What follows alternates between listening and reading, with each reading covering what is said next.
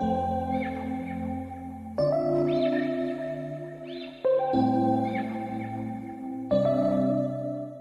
Tea கடை style மசால் வடை சூப்பரா ready ஆயிடுச்சு பாருங்க. இது மாதிரி செய்யுங்க. குண்டா செய்யறத விட இது மாதிரி டேஸ்டா இருக்கும். இது மாதிரி எல்லா வடையுமே நான் செஞ்சு வச்சிருக்கேன். இந்த ரெசிபி உங்களுக்கு பிடிச்சிருந்தா நம்ம சேனல். ஹை ஃப்ரெண்ட்ஸ், எல்லாரும் எப்படி இருக்கீங்க? உங்களை பார்த்ததுல எனக்கு ரொம்ப சந்தோஷம். இன்னைக்கும் நிறைய புது ஃப்ரெண்ட்ஸ் நம்ம சேனலில் ஜாயின் பண்ணியிருக்கீங்க. எல்லாருக்குமே ரொம்ப ரொம்ப நன்றி. புதுசாக நம்ம சேனலை பார்க்குறவங்களா இருந்தால் சப்ஸ்கிரைப் பண்ணி வச்சுக்கோங்க. கூடவே இருக்கிற பெல் ஐக்கானே ப்ரெஸ் பண்ணி வச்சுக்கோங்க. Thank you friends. இன்னைக்கு நம்ம கிச்சனில் என்ன பார்க்க போறோம்னா மசால் வடை எப்படி மொறு மொறுன்னு பண்றது. இது வந்து டீ கடை ஸ்டைல். நம்ம வீட்டில் என்ன பண்ணுவோம், நல்லா குண்டா அப்படி வச்சு பண்ணுவோம் பார்த்தீங்களா, அழுத்தி வடை வந்து நல்லா பஃபியா இருக்கும். ஆனால் டீ கடையில் சில கடைகளில் பார்த்தீங்கன்னா சப்பையா எல்லாட மாதிரி இருக்கும். அது சாப்பிட்றது அவ்வளோ டேஸ்ட்டாக இருக்கும். அதுதான் இன்னைக்கு செஞ்சு காமிக்க போகிறேன். ஒரு 1/2 கிலோ கடலைப்பருப்பு நல்லா ஒரு 2 மணி நேரம் ஊற வச்சு நல்லா வாஷ் பண்ணி எடுத்து வச்சிருக்கேன். இதில் கல் இருக்கும், அதனால கொஞ்சம் அரிச்சிட்டு எடுத்து வச்சுக்கோங்க. அப்படி மறந்துட்டீங்கன்னா கல் வந்து இந்த மாவோட கலந்துரும், வடை அப்புறம் வேஸ்ட்டாக போயிடும். இதில் என்னென்ன போடணும் அப்படின்னா, 2 பெரிய வெங்காயம் கட் பண்ணி வச்சுருக்கேன். பூண்டு, ஒரு பூண்டு இந்த மாதிரி குட்டி குட்டியாக கட் பண்ணி வச்சுக்கோங்க. இஞ்சி வந்து ஒரு 2 இன்ச் அளவுக்கு எடுத்து வச்சுருக்கேன். இதையும் தோல் சீவிட்டு இந்த மாதிரி சின்ன சின்னதாக கட் பண்ணி வச்சுக்கோங்க. காரத்துக்கு ஏற்ற மாதிரி பச்சை மிளகா கட் பண்ணி வச்சுக்கோங்க. இதை அப்படியே போட போகிறதில்ல, எல்லாமே போட்டு அரைக்க தான் போகிறோம். இப்போ ஒரு 1.5 ஸ்பூன் சோம்பு மட்டும் கொஞ்சம் அதிகமாகவே போடுங்க, அப்போ தான் நல்லா வாசனையாக இருக்கும். இப்போ இந்த கடலைப்பருப்பு கூட இந்த பூண்டை சேர்த்துருவோம். அரைக்கும் போதே போட்டு அரைச்சிடணும் இதை. ஏன்னா இது மைய அரைக்க போகிறது இல்லை பார்த்தீங்களா, நொரன்னு தான் அரைப்போம். அதில் இதுவும் ஒரு குறவரப்பாக தான் இருக்கும், நைஸாக மையாது. இஞ்சியும் இதில் போட்டுருங்க. ஏன்னா குழந்தைங்க சாப்பிட போகிற பொருள் இல்லைங்களா, பயப்படாமல் கொடுக்கலாம். இல்லைன்னா இதெல்லாம் வாயில் அப்படியே முழுசாக போட்டிங்கன்னா சின்ன பசங்க சாப்பிடும்போது சாப்பிட மாட்டாங்க, காரத்துக்கு பயந்துட்டு சாப்பிட மாட்டாங்க. இந்த கடலைப்பருப்பு கூட போட்டு அரைச்சிட்டிங்கன்னா அவங்களுக்கு தெரியாது, சாப்பிட்றதுக்கு நல்லா இருக்கும். அவங்களுக்கு ஈஸியாக நம்மளும் ஜாலியாக எடுத்து கொடுக்கலாம், குழந்தைங்களுக்கு உரைக்காது அப்படின்னுட்டு. பச்சை மிளகாயும் இது கூடயே போட்டுக்கோங்க. அது மாதிரி சோம்பியும் போட்டுக்கோங்க.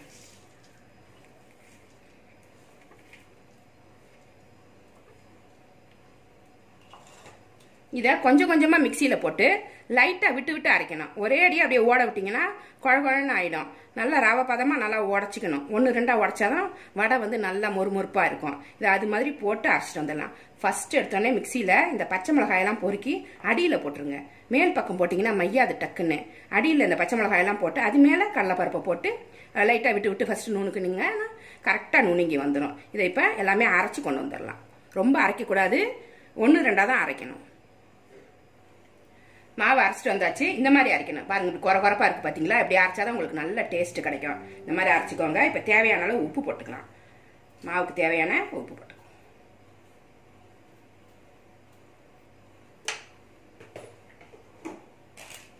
இதில் ஒரு சின்ன ட்ரிக்ஸு, ஒரு சிக்கன் மசாலா இருக்குது. சிக்கன் மசாலா, மட்டன் மசாலா, இல்லைன்னா கறி மசால் பொடி, ஏதாவது ஒரு மசால் பொடியை கொஞ்சமாக போட்டுக்கோங்க. நல்ல வாசமாக இருக்கும். இதான் டீ கடையிலலாம் போடுவாங்க. அதனால தான் அந்த வடை மட்டும் நம்மளுக்கு ரொம்ப ஆசையாக இருக்கும் சாப்பிட்றதுக்கு. வாசனை அதிகமாக இருக்கும். சும்மா ஒரு சின்ன ஸ்பூனு, டீஸ்பூனில் எடுத்து போட்டிருக்கேன். அது அவ்வளோ அளவு தான் போட்டிருக்கேன். இப்போ கொத்தமல்லி, புதினா, கருவேப்பிலை இதை போட்டிருக்கேன். கொத்தமல்லி, புதினா, கருவேப்பிலை நல்லா கழுவிட்டு கட் பண்ணி எடுத்து வச்சுருக்கேன். 2 பெரிய வெங்காயம் பொடியாக கட் பண்ணி வச்சுருக்கேன். இதை நல்லா பிசைஞ்சிடணும். அப்படியே போடக்கூடாது, இப்படி கையால் பிசைஞ்சிட்டு போட்டிங்கன்னா தான் இந்த மாவோட சேரும், தட்டுறதுக்கு வசதியாக வரும். மாவை அரைக்கும் போது கடலைப்பருப்பு வந்து மிக்சியில் போட்டு அரைக்கும் போது தண்ணி ஊற்றாதீங்க. அப்படி ரொம்ப கெட்டியாக இருக்குது, அரைக்க முடியலன்னா தண்ணி தெளித்து அரைக்கணும், ஊற்றிடக்கூடாது. இப்போ தான் வடை தட்டுறதுக்கு நல்லா கரெக்டாக வரும். இப்போ எல்லாமே போட்டாச்சு.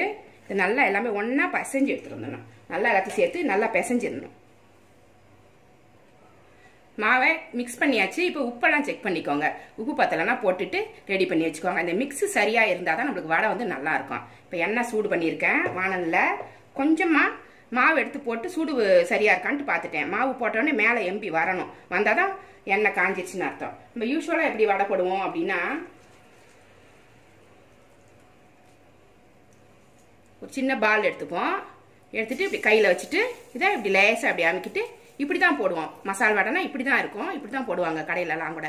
இப்போ இது வந்து எங்கள் ஊரில் வந்து எப்படி போடுவாங்கன்னா, நல்லா தட்டிடுவாங்க. இதை எல்லடை மாதிரி நல்லா தட்டுவாங்க, அவ்வளோ டேஸ்ட்டாக இருக்கும். அதை தான் இன்றைக்கி போட போகிறோம். லேசாக கையில் எண்ணெய் இல்லைன்னாக்கா தண்ணி தெளிச்சிக்கிட்டு தடவிட்டு அப்புறம் இந்த மாதிரி மெல்லிசாக தட்டுங்க. முடிஞ்ச வரைக்கும் மெல்லிசாக தட்டிட்டு இதை எடுத்து போடணும். அப்படி எண்ணெய் சூடான உடனே சிம்மில் வச்சுட்டு போடுங்க. அதுக்கப்புறம் மீடியமில் வச்சுக்கோங்க, ஹையில் வைக்காதீங்க. டக்குன்னு மேலே வந்து கலர் மாறிடும், உள்ளே வந்து வேகவே வேகாது. மேலே வந்து கலர் வந்து நல்லாவே இருக்காது, ரொம்ப டார்க் மெரூன் ஆகிடும். இந்த மாதிரி நல்லா தட்டிடுங்க, குண்டா போடாமல் இப்படி தட்டணும்.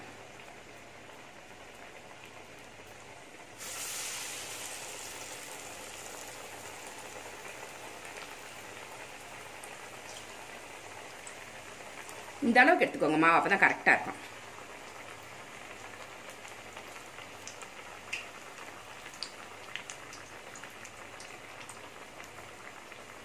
சிம்மில் வச்சு போட்டுட்டு அதுக்கப்புறம் மீடியமில் வச்சுக்கணும். ஃப்ளேம் ரொம்ப முக்கியம், இல்லைனாக்கா வந்து வடை நல்லா இருக்காது.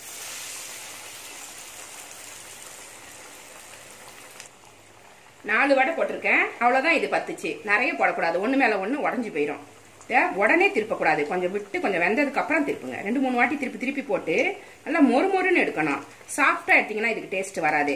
நல்லா திருப்பி போட்டு நல்லா மொறுமொறுப்பாக வர்ற வரைக்கும் எடுக்கணும். நல்லா கிறிஸ்பியாக இருக்கணும் இந்த வடை. மாவு கொஞ்சம் அதிகமாகவே எடுத்து இது தட்டுங்க, அப்போ தான் உங்களுக்கு ஈஸியாக இருக்கும். கொஞ்சமாக எடுத்தீங்கன்னா அந்த ரவுண்டு பத்தாது.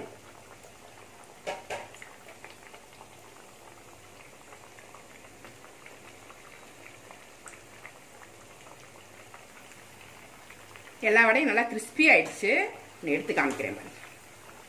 இந்த மாதிரி இருக்கும்போது எடுக்கணும். இப்படி எடுத்தா தான் நல்லா இருக்கும் இந்த வடை. இதான் டீ கடை வடையோட ரகசியம். சூப்பராக இருக்கும் இது. எடுத்துடலாம்.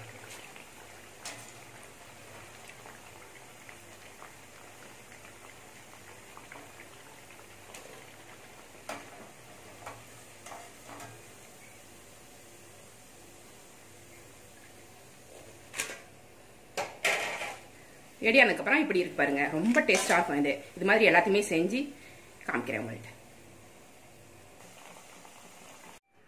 நல்லா மொறுமொறுன்னு டீ கடை ஸ்டைல் மசால் வடை சூப்பராக ரெடி ஆயிடுச்சு பாருங்க. இது மாதிரி செய்யுங்க. குண்டா செய்யறதை விட இது மாதிரி செய்யும்போது ரொம்ப டேஸ்ட்டாக இருக்கும். இதை எடுத்து காமிக்கிறேன் பாருங்க.